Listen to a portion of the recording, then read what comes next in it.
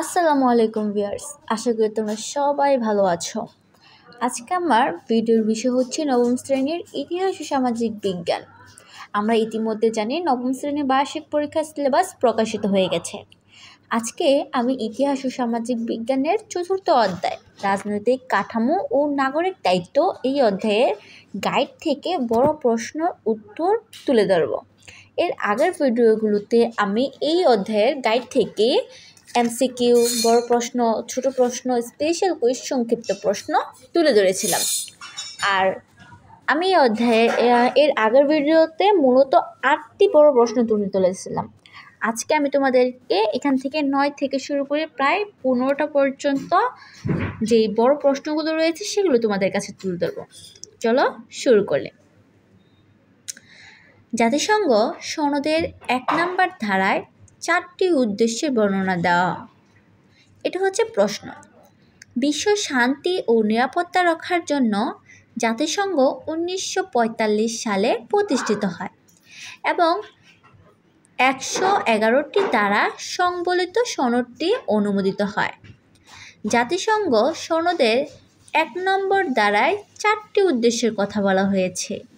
এগুলো হচ্ছে আন্তর্জাতিক শান্তি ও নিরাপত্তা বজায় রাখা, তারপর রয়েছে প্রতিটি জাতির আত্মনিয়ন্ত্রণের অধিকার স্বীকার করে সাম্যের ভিত্তিতে তাদের মধ্যে বন্ধুত্বপূর্ণ সম্পর্ক স্থাপন করা, অর্থনৈতিক ও সামাজিক সমস্যা সমাধানের জন্য আন্তর্জাতিক সহযোগিতা বৃদ্ধি করা, সেই সঙ্গে মানবাধিকার ও মানুষের মৌলিক স্বাধীনতার প্রতি শ্রদ্ধাবোধ নিশ্চিত করা এবং উপরে উল্লিখিত উদ্দেশ্যগুলো বাস্তবায়নের জন্য এই আন্তর্জাতিক সংগঠনগুলোকে সকল জাতির ক্রিয়াকলাপের কেন্দ্রবিন্দুতে পরিণত করা। এরপরে প্রশ্ন হচ্ছে বাংলাদেশের স্বাধীনতা পরবর্তী সময়ে জাতিসংঘ সহযোগিতা কার্যক্রম ব্যাখ্যা করো। বাংলাদেশের স্বাধীনতা পরবর্তী সময়ে জাতিসংঘ বৃহৎ আকারে ত্রাণ ও পুনর্বাসন কার্যক্রম হাতে নেয়। 1971 সালে 21শে ডিসেম্বর জাতিসংঘ মহাসচিব উডওয়ার্ড জাতিসংঘ রিলিফ অপারেশন ঢাকা আনরড নামে পরিচিত ত্রাণ কার্যক্রম পরিচালনার আনুষ্ঠানিক ঘোষণা দেন এবং আন্ডার সেক্রেটারি জেনারেলকে এর দায়িত্ব দেওয়া হয়। স্যার রবার্ট জ্যাকসনের পরিচালনায় শুরু হয় এই ত্রাণ কাজ। এই কার্যক্রমের ব্যক্তির ফলে আনরডের নাম কিছুদিনের মধ্যে পরিণত হয় আনরব বা ইউএনআরবি। যার পুরো নাম বাংলাদেশ জাতিসংঘ ত্রাণ কার্যক্রম। জাতিসংঘের সহায়তায় যুদ্ধকালীন বিধ্বংসস্ত চালনা, পোর্টে ডুবে যাওয়া জাহাজগুলো অপসারণ করা হয়। এছাড়া 1973 সালের জুলাই মাসে পাকিস্তানে আটক পড়া বাঙালিদের ফিরিয়ে আনতেও জাতিসংঘ উদ্যোগ গ্রহণ করে। এরপরে প্রশ্ন হচ্ছে ইউএনডিপি পূর্ণরূপ কি? বাংলাদেশের অর্থনৈতিক ও সামাজিক উন্নয়নে ইউএনডিপির ভূমিকা কেমন? ইউএনডিপি এর পূর্ণরূপ হলো ইউনাইটেড নেশনস ডেভেলপমেন্ট প্রোগ্রাম। এটি জাতিসংঘের সাধারণ পরিষদের একটি সহায়ক সংস্থা। 1965 সালের 22শে নভেম্বর এই সংস্থা প্রতিষ্ঠিত হয়। বাংলাদেশের আর্থিক ও সামাজিক অবস্থা উন্নয়নে ইউএনডিপি দেশব্যাপী কার্যক্রম পরিচালনা করেছে। 2015 সালের মধ্যে বাংলাদেশে ইউএনডিপির সহায়তার সহস্রাব্দ উন্নয়নে এমডিজি 8টি লক্ষ্যমাত্রা অর্জন করেছে। শিশু মৃত্যুর হার হ্রাস, স্বাস্থ্য উন্নয়ন, দরিদ্র হার হ্রাস ও নারীর ক্ষমতায়নের ক্ষেত্রে উল্লেখযোগ্য সফলতা অর্জন করেছে। 2010 সালে বাংলাদেশের প্রধানমন্ত্রী শেখ হাসিনা সহস্রাব্দ উন্নয়ন লক্ষ্যমাত্রা অর্জনে বিশেষ করে শিশু মৃত্যুর হার হ্রাস অবদানের জন্য জাতিসংঘ অ্যাওয়ার্ড লাভ করেছে। বর্তমান টেকসই উন্নয়নে 17টি লক্ষ্যমাত্রা SDG অর্জনের লক্ষ্য অর্জন করেছে। তারপরে প্রশ্ন হচ্ছে ILO কি এবং এর কার্যক্রম ব্যাখ্যা করো। ILO এর পুনরূপ হচ্ছে ইন্টারন্যাশনাল লেবার অর্গানাইজেশন, অর্থাৎ আন্তর্জাতিক শ্রম সংস্থা। শ্রমিক কর্মচারীদের ক্ষেত্রে অর্থনীতি ও তাদের সুযোগ সুবিধা বিধান করার লক্ষ্যে প্রতিষ্ঠিত হয় আন্তর্জাতিক শ্রম সংস্থা। ভার্সাই চুক্তি অনুযায়ী 1919 সালে 11 এপ্রিল জাতিসংঘ শ্রম সংস্থা প্রতিষ্ঠিত হয়। এটি সামাজিক ন্যায় বিচার, আন্তর্জাতিকভাবে স্বীকৃতি, মানবাধিকার ও শ্রম অধিকার নিশ্চিতের কাজ করে যাচ্ছে। এই সংস্থার প্রতিষ্ঠাকালীন লক্ষ্য সার্বজনীন ও দীর্ঘমেয়াদী শান্তির জন্য সামাজিক ন্যায় বিচারের লক্ষ্যে অর্জন সংস্থাটি কাজ করে চলছে।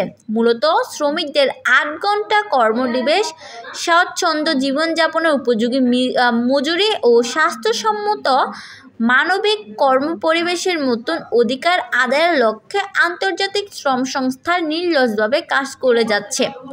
বিশ্বব্যাপী শ্রমিকদের বিভিন্ন রকমের সমস্যার সমাধান ও মালিক শ্রমিক সম্পর্ক উন্নয়নের মাধ্যমে উৎপাদন প্রক্রিয়াকে গতিশীল রাখার প্রতিও এই সংস্থা নজর রাখে। ফলে ILO জাতিসংঘের প্রথম বিশেষ সংস্থার হওয়ার গৌরব অর্জন করে। এরপরে প্রশ্ন হচ্ছে, বর্তমানে বাংলাদেশ ইউনিয়ন পরিষদের সংখ্যা কত এবং এলাকার কৃষি উন্নয়নের জন্য ইউনিয়ন পরিষদ কী কী পদক্ষেপ গ্রহণ করে? ইউনিয়ন পরিষদ হলো স্থানীয় সরকারের সর্বনিম্ন স্তর বা প্রাথমিক স্তর। বর্তমানে বাংলাদেশে 4571টি ইউনিয়ন পরিষদ আছে। অর্থনৈতিক উন্নয়নের পরিকল্পনা গ্রহণ ও বাস্তবায়নের ক্ষেত্রে ইউনিয়ন পরিষদ বিভিন্ন পরিকল্পনা প্রণয়ন ও পদক্ষেপ গ্রহণ করেছে। স্থানীয় এলাকার কৃষি উন্নয়নের জন্য ইউনিয়ন পরিষদ যাবতীয় পদক্ষেপ হলো গ্রামীণ শিল্পের উন্নয়ন সাধন, বাজার সৃষ্টি, মৎস্য চাষ ও পশুপালনের উন্নতি পদ্ধতি সম্পর্কে জনসাধারণকে অবহিতকরণ। এরপরে হচ্ছে উন্নত বীজ, চারা ও বিতরণের সুষ্ঠু ব্যবস্থা গ্রহণ করা, জনগণের আয় বৃদ্ধিমূলক কার্যক্রমে পরামর্শ প্রদান, কর্মসংস্থান সৃষ্টি, বাঁধ নির্মাণের প্রভৃতি কাজ। এই হচ্ছে আমাদের ইউনিয়ন পরিষদে যেসব পদক্ষেপ গ্রহণ করে। এরপরের প্রশ্ন হচ্ছে, কতজন সদস্য নিয়ে জেলা পরিষদ গঠিত হয়? জেলা পরিষদের প্রধান কাজ বর্ণনা করো। কয়েকটি উপজেলা নিয়ে একটি জেলা গঠিত হয়। একজন চেয়ারম্যান, 15 জন সাধারণ সদস্য ও 5 জন সংরক্ষিত মহিলা সদস্য নিয়ে মোট 21 জন সদস্য নিয়ে জেলা পরিষদ গঠিত হয়। জেলার বিভিন্ন উন্নয়নমূলক কাজ পরিচালনা করাই জেলা পরিষদের কাজ। এর মধ্যে উল্লেখযোগ্য কাজ হলো জেলার বিভিন্ন উন্নয়ন কাজ তদারকি করা, উন্নয়ন কাজ বাস্তবায়নকারী সংস্থা ও ব্যক্তির সঙ্গে সার্বক্ষণিক যোগাযোগ রাখা ও সহযোগিতা করা, উপজেলা ও পৌরসভা সংরক্ষিত এলাকার বাহিরে রাস্তাঘাট নির্মাণ করা, শিক্ষা প্রতিষ্ঠানের অবকাঠামোগত উন্নয়ন, সেতু, কালভার্ট নির্মাণ, বেকার জনগোষ্ঠীকে স্বাবলম্বী করার জন্য প্রশিক্ষণ কেন্দ্র স্থাপন, বন্যা নিয়ন্ত্রণ, বাঁধ নির্মাণ ও পানি সেচ ব্যবস্থা। এই হচ্ছে জেলাভিত্তিক বিভিন্ন উন্নয়নমূলক কাজ। এরপর রয়েছে পৌরসভার গঠন ও কাজ ব্যাখ্যা করা। শহর এলাকার স্থানীয় সরকার হিসাবে পৌরসভা পরিচিত। বাংলাদেশের প্রতিটি শহর এলাকায় একটি করে পৌরসভা রয়েছে। বর্তমান দেশে ছোট বড় মিলিয়ে ৩৩০টি পৌরসভা রয়েছে। জনগণের প্রত্যক্ষ ভোটে একজন মেয়র নির্বাচিত হয়।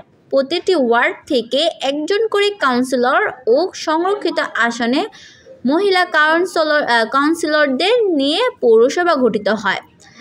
শহর এলাকায় অর্থনৈতিক ও অবকাঠামোগত উন্নয়ন পৌরসভার বিভিন্ন কাজ করে থাকে, যেমন বিশুদ্ধ পানি সরবরাহ ও পয়ঃ নিষ্কাশন ব্যবস্থা। এরপর রয়েছে বাধ্যতামূলক গণশিক্ষা ব্যবস্থাকরণ। এরপর রয়েছে শহর পরিবেশ রক্ষার জন্য পরিকল্পনা গ্রহণ ও বাস্তবায়ন। এরপর রয়েছে চলাচলের সুবিধার জন্য রাস্তাঘাট নির্মাণ ও রাস্তাঘাট নামকরণ ও রক্ষণাবেক্ষণ। দ্রুত গতিতে যানবাহন চলা নিয়ন্ত্রণ করা এবং ত্রাণ ও পুনর্বাসন করা। আর এই হচ্ছে পৌরসভা গঠন এবং কাজ। এর মাধ্যমে শেষ হয়ে গেল এই অধ্যায়ের সকল প্রশ্ন, এমসিকিউ এবং স্পেশাল কুইজ, সব কিছু শেষ হয়ে গেল।